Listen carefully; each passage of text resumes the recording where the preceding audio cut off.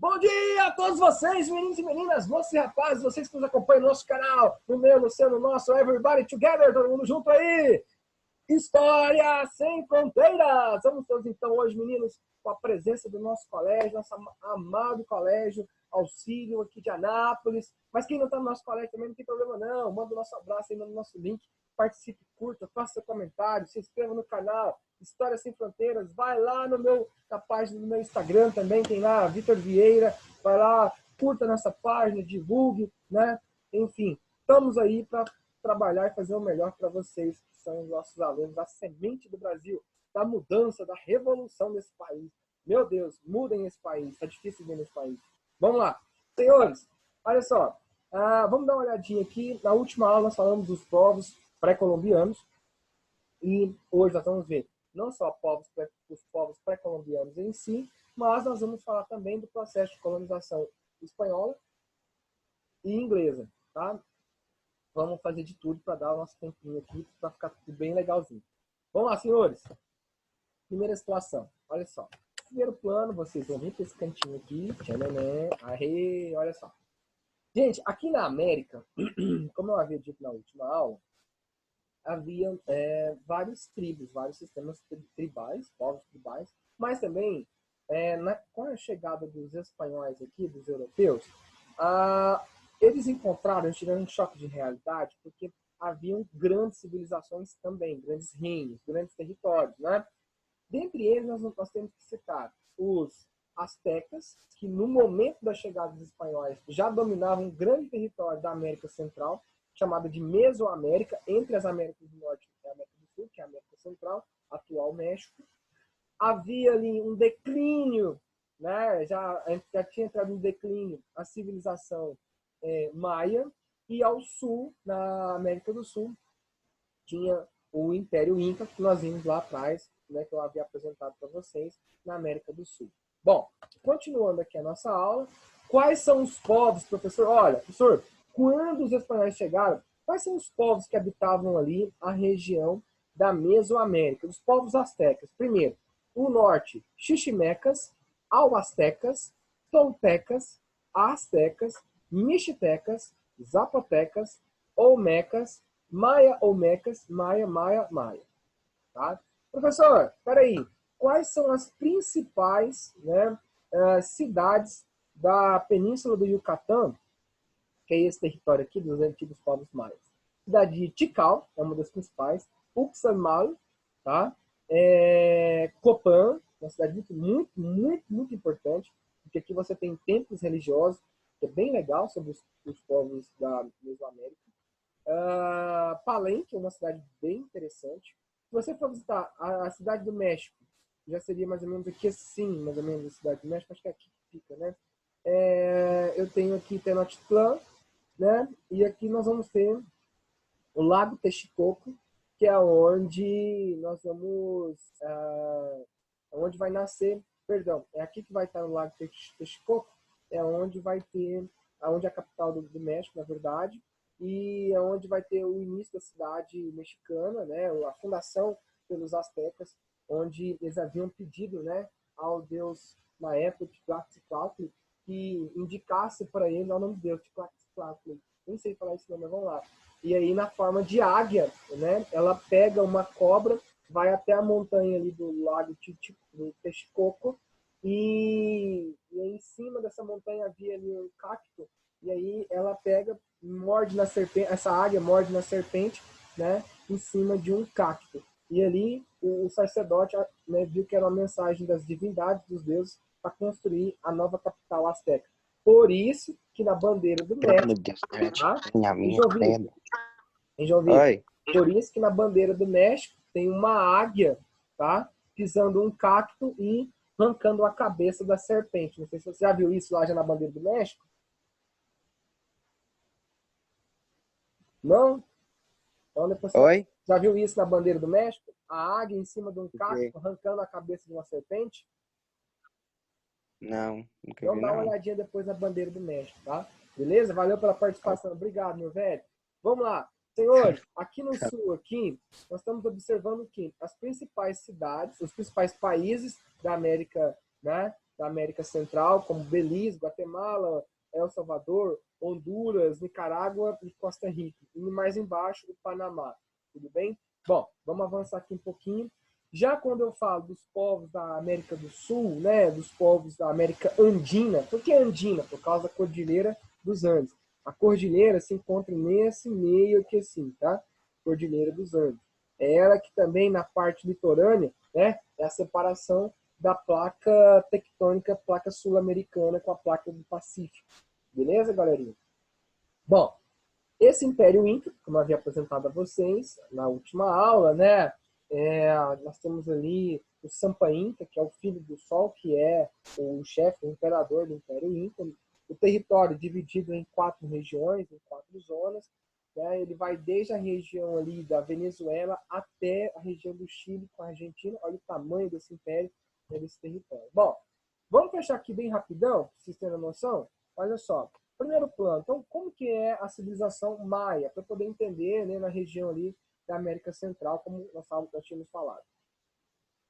Entre o século IV e até o século X depois de Cristo, né, essa região, esse povo maia, ele concentrava na península do Yucatán, como eu mostrei para vocês, né, e eram cidades uma independentes da outra, como Tikal, Palenque, Copán, cada uma era uma independente da outra. A população era dividida, né, entre camponeses e uma comunidade privilegiada, que eram os governantes, guerreiros e sacerdotes. No topo havia o rei e abaixo os sacerdotes. Né?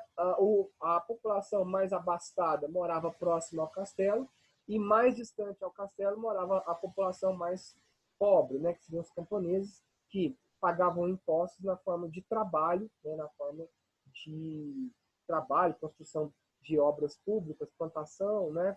Quais eram os produtos que eles cultivavam? Vários produtos, abóbora, né? Feijão, amendoim, né? Pimenta, muita pimenta. E, por último, aí, o milho, que é a base da comida mexicana, né? Você faz tudo de milho, faz nacho, faz... O que mais você faz? Doritos, né?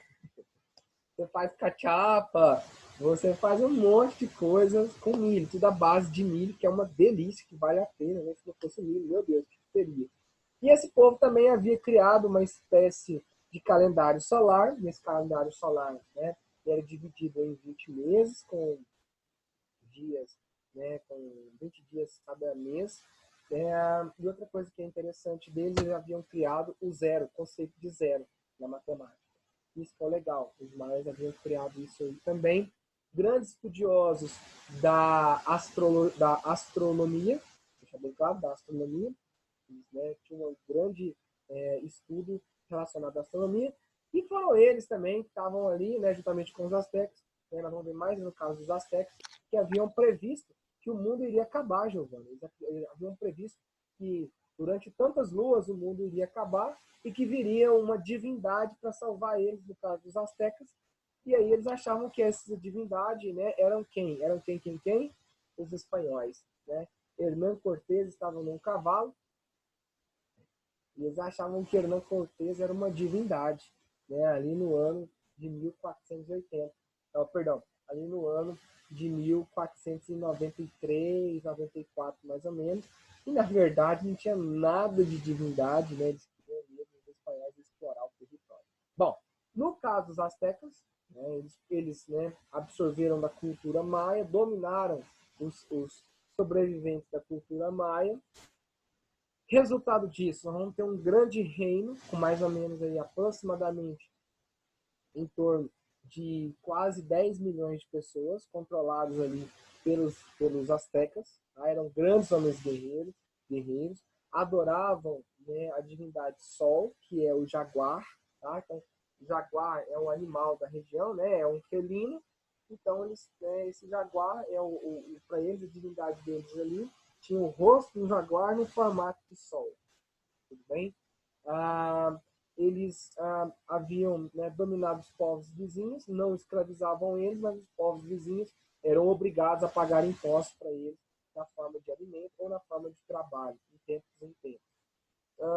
A capital era Tenochtitlan, uma sociedade muito bem hierarquizada, muito bem organizada, com o rei, né, que é uma espécie de uma divindade, um rei, chefes militares, altos funcionários, sacerdotes, depois comerciantes, artesãos, camponeses, escravos de guerra ou prisioneiros de guerra e, por último, professor de história. Bom, os astecas desenvolveram uma agricultura muito sofisticada. Eles criaram um chamado sistema de chinampas.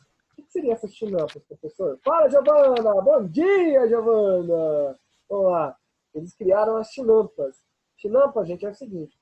Como a região de Tenochtitlan está às margens do lago Texcoco, então ali era muito aguado, era pântano. Então qual era a ideia deles? Bom, eu preciso fazer terraço. Então eles pegavam um pedaço de madeira, tá? Fincavam ali tronco de madeira ao chão, colocavam uma plataforma de palha, depois colocava terra por cima, depois colocava esterco, adubo, e ali eles faziam as suas plantações. Só que essas chinampas, elas se movimentavam, ou seja, assim que a água subia, a plataforma subia, assim que a água baixava, a plataforma baixava, tá? E eles passaram a usar o que? Adubo animal, né, esterco animal, para adubar a terra. Com isso, cara, aumentou em muito a produtividade, e isso foi acabando com um dos problemas da alimentação desse povo asteca. Bom, continuando aqui, os povos incas, como eu havia conversado com vocês na última aula, também, né, um império que se inicia ali por volta do século XI, século XII antes de, depois de Cristo, e se consolida até o século XVI, tá? Quando chegou ali Vicente Pizarro, da região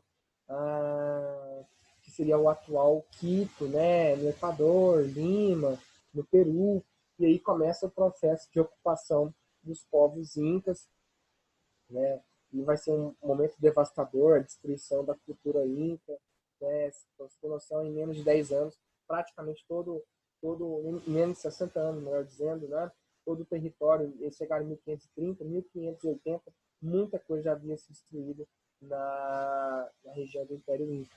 Tudo bem?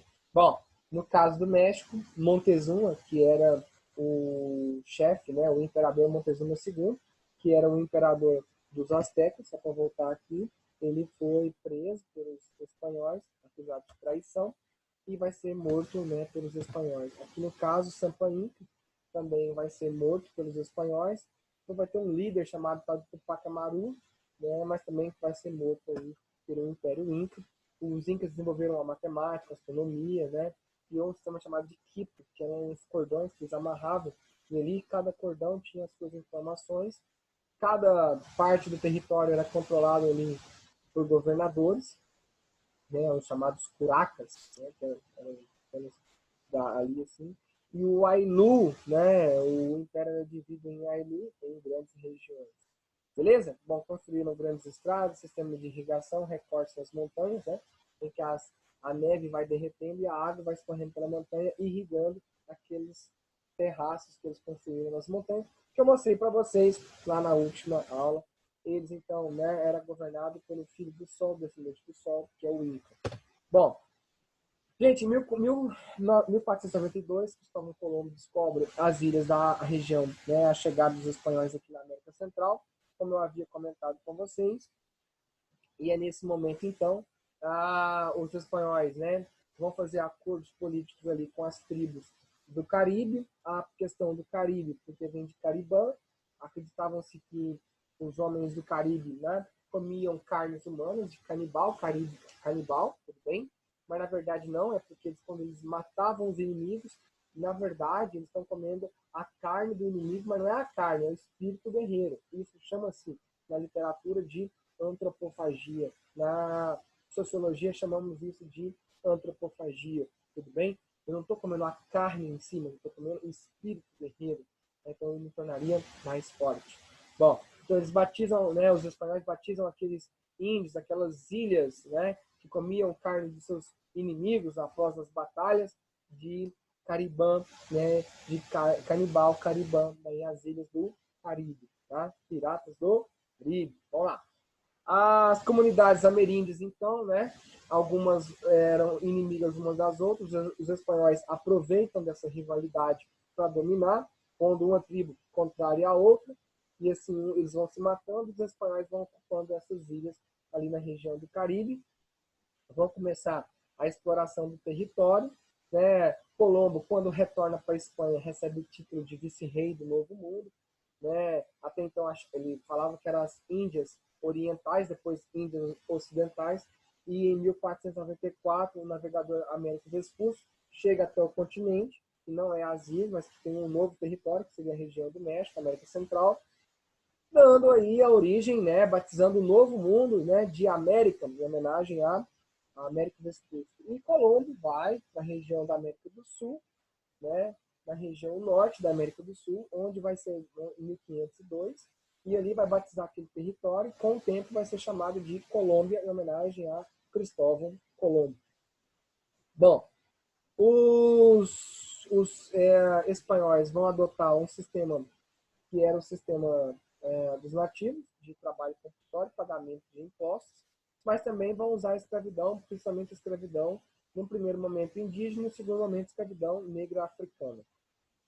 Os espanhóis vão levar para a região doenças, entre elas a gripe, a varíola, né, que são doenças que eram comuns na Europa, mas que vai dizimar a população nativa da América devido à falta de anticorpos. Eles não haviam conhecidos, não tinham contato com esse tipo de doença, né? E aí eles acabam morrendo porque não tinham anticorpos, né, de defesa do sistema imunológico. Bom, por volta do ano de 1519, já é um momento de conquista mesmo, né? Os espanhóis vão conquistar a América Central com Hernán Cortés, e é nessa hora, então, que os espanhóis fazem uma espécie de acordo com povos inimigos dos astecas, entre eles os tlaxcaltecas, que eram inimigos dos astecas. Eles fazem uma espécie de acordo dos espanhóis com esses inimigos dos astecas e vão derrotar Hernán, e vão derrotar Montezuma. E é nessa hora, então, né, vai começar a conquista espanhola da região dos astecas. Como aparece aí, ó, resistência de maias e xiximecas. Alguns povos vão resistir à dominação espanhola, mas não vai adiantar, né? Os espanhóis estão usando armas, estão usando armas de fogo, né? Então, além disso, as doenças também. Usaram da violência, tá? Violência, não só violência física, mas violência sexual contra as mulheres também. Isso era o que mais acontecia. Vários tipos de assassinato. Né? Eles pegavam os líderes das tribos, amarravam tipo naqueles assadores de porco, né, de Natal, e assavam os líderes, né, ali vivos, né, para mostrar. O cara ficava 12 horas sendo assado para mostrar o domínio espanhol contra o seu povo. Cara, foi um horror, viu? Foi um horror, né, no sentido histórico, as táticas usadas pelos espanhóis para atacarem os povos astecas e maias ali da Mesoamérica. E esse é o processo, né, de ocupação espanhola, dando início ao processo de colonização, a conquista. Primeiro a descoberta, depois a conquista. Vicente Pizarro, a mesma coisa também aqui na América do Sul, os povos dos Incas, né? Ele vai executar o imperador Atahualpa, e isso vai acabar submetendo o Império Inca ao domínio espanhol. Os espanhóis vão criar uma espécie de modelo de administração aqui na América Espanhola, tá? Primeiro, vai dividir o território em vice-reinos e uma espécie de capitanias de comércio. Antes disso, vai ter um sistema administrativo. Então, o governo espanhol mandavam para cá dois tipos de modelo. Primeiro, controlado aqui. Como que funciona isso? O governo espanhol vai criar dois órgãos administrativos. O Conselho das Índias, que eram formados por nobres espanhóis, que ajudava a administração aqui da América Espanhola. Então, vice-governador, né, o chefe das capitanias de comércio, os juízes, os governadores, os padres, toda essa alta elite administrativa era espanhola. Bom, do outro lado nós temos aí, ó, casa de contratação. O que é essa casa de contratação? Né? Era o órgão que cobrava os impostos das colônias americanas e mandavam para a Espanha. Tudo bem? Também pessoas espanhóis ligadas à coroa espanhola. Tá? Bom, quais são os títulos que tem aqui, professor? Primeiro começa com vice-rei, aqui em cima. Depois vinha as governadorias, que tinha o governador. Mais embaixo, né? que ele era tanto autoridade militar, jurídica e administrativa. Depois vinha alcade maior, tá? Esse alcadia maior, que seria uma subdivisão, né? Seria ali um uma subdivisão política dos vice-reinos, com as vilas e cidades, e embaixo havia o cabildo. O cabildo seria uma espécie de prefeito, que até no espanhol cabildo é prefeito, né? Ele é responsável por cada cidade, por cada vila. Mais embaixo tinha as audiências, não é mais embaixo, mas a mesma composição. Isso tudo está na praça. Você vai numa cidade de colonização espanhola, é bem tipo isso, a prefeitura, né? O quartel-general, os tribunais, as paróquias, tudo fica em volta da praça, da grande praça central. Depois você tinha ali a audiência, que é uma espécie de um tribunal, né, que tinha ali os poderes administrativos e poder judicial daquela cidade, e, né, também tinha a República dos Indígenas, que é um conjunto de vilas, né, de povoados indígenas submetidos às prefeituras, submetida à subdivisão, submetida à governadoria, que é submetida ao vice-reino, que é submetido à Espanha. Então vejo que é uma hierarquia administrativa. Então a Espanha, ela se propõe muito, né, em controlar esses territórios, certo? Diferente dos portugueses, que também os portugueses tinham um modelo de administração, mas os espanhóis eles eram muito mais eficientes. Bom, então como que era dividida a sociedade da América Espanhola? Vamos lá. Chapetones, que eram espanhóis, que assumiam os altos cargos aqui. Depois, mais embaixo, tem os crioulos, que são os filhos desses espanhóis, filho de pai e mãe espanhol, mas é nascido aqui na América, proprietário de terras, tá? Grandes proprietários de terras, de minas, criadores de gado, podiam ocupar cargos públicos, mas no máximo que um crioulo podia ocupar era de prefeito de uma cidade. Vice-rei, governador, jamais. Mais embaixo vinham os mestiços, que eram filhos de espanhóis quase indígenas, tinham direito nenhum, tá? Eram trabalhadores artesãos, no máximo que poderiam ser ali um capataz, um administrador de alguma fazenda, mas assumir cargo público jamais. Mais embaixo tem os indígenas, e ficou faltando aqui embaixo, né? Seriam os escravos de origem africana. Tudo bem? Os escravos de origem africana. Bom,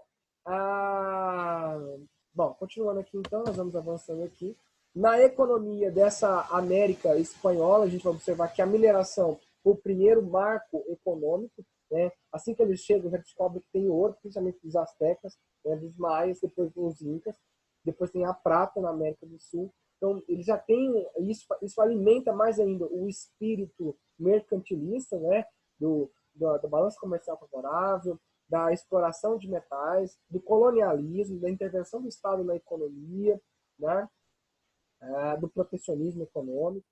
Então, o mercantilismo, juntamente com o poder absoluto, né? Ele vai adentrar os seus tentáculos aqui na América espanhola e vai absorver o máximo das riquezas naturais, das riquezas que tem aqui. Além disso, vai implantar de cima embaixo, né, de goela abaixo, o catolicismo nos povos da América espanhola. Tá? Deixa bem claro na América Latina. Então, o papel da igreja também era não só converter os nativos, impedir o avanço do protestantismo aqui na América, e acaba, né, a Santa Inquisição vem para cá para julgar as pessoas, né, com práticas de bruxaria, com práticas de judaísmo, né? Os comerciantes que vinham para cá, que eram, boa parte eram judeus, também acabavam sendo julgados aqui no Tribunal do Santo Ofício, aqui também na América. 1620, a primeira universidade da América foi implantada na cidade de Potosí, a primeira cidade, né, do Alto Peru, na atual Bolívia, uma das maiores produtoras de prata, até hoje tira prata da região, tá? Bom, continuando aqui, vai se instalar sistemas de fazendas, de haciendas, né? Os haciendeiros, os grandes proprietários de terra, pecuaristas também, que eram crioulos. Vai ter, e outra coisa, todo o comércio da América Espanhola, devido à questão do pacto colonial, tudo que se produz deve ser vendido, né, para a Espanha. Tudo que a América Espanhola precisa comprar, compra da Espanha. Esse é o pacto colonial. Vitor, Oi! já passou do horário. Sim, eu estou finalizando agora, tá? Vamos lá. E aí, meninos, vai ter um último sistema aqui, que é o chamado de obrarre, né, que é uma espécie de uma produção, né, feita pelos nativos aqui da América Espanhola. Bom, os trabalhos aqui coloniais nós vamos apresentando depois em outro momento para vocês, como a encomienda, né, o repartimento, tudo isso que vai se organizando como forma de trabalho compulsório e exploração da mão de obra nativa aqui. Bom, a América Inglesa a gente deixa para um outro momento, então a gente finaliza aqui essa América Espanhola. A encomenda era os impostos pagos pelos nativos, tudo bem, eles pagavam esses impostos, tá? Nós vamos observar também o repartimento, que é uma espécie de mita, por parte de produção. Vemos muito isso lá na América dos Incas, dos Incas, né? Na América lá dos Incas. Quem não pagava os impostos pela produção de metais, né, eles eram punidos pelos espanhóis de maneira bem violenta. No filme 1492 você vai ver isso aí. Outra coisa, além disso, nós vamos ter no caso da encomenda, né, era pago por produção, também na produção agrícola. Repartimento na região das, né, ou AMITA, as regiões da América em Inca, e a encomenda muito próximo ali, né, da América Central também, era essa forma de impostos cobrados aos povos da América Espanhola. Bom, meus amigos, ficam aqui então. Meu muito obrigado, valeu demais e até a próxima.